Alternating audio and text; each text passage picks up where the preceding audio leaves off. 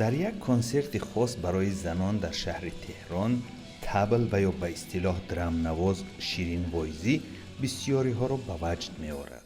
این خانم 32 ساله که همزمان استاد موسیقی می باشد می گوید که با سبب های ویژه در کشورش زنان به هنرمندی کسبی زیاد توجه ندارند. نمیگم دیدگاه آقایون، دیدگاه کل آدم ها به این قضیه هست که یک خانم حالا رشته هنری رو به عنوان شغل اصلیش به اصطلاح انتخاب بکنه یکم دردسرساز هست. در هر صورت محبت خانم وایزی به موسیقی و هنر چنان زیاد بوده است که او به گروه هنری استریا پیوسته آهنگ‌های هیوی متال می‌نوازد.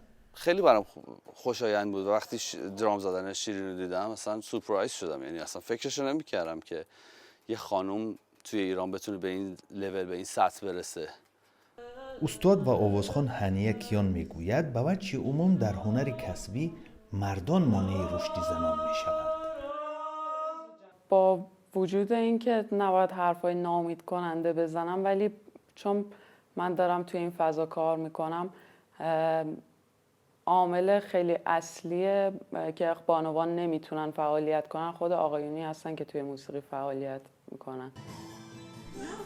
ولی باز هم خانم وایزی خوشبین است و میگوید شبکه‌های اجتماعی یک امکانی فوق‌العاده مناسب برای پیشرفت هنرمندان را فراهم آورده است. مسیری که من نمیتونم بگم 10 سال، ولی بقیه ممکنه طی 4-5 سال طی کنن رو این عزیزان میتونن خیلی راحت با استفاده از فضای مجازی و اون بستری که برشون آماده است انجام بدن. خیلی خوشحالم از این بابت.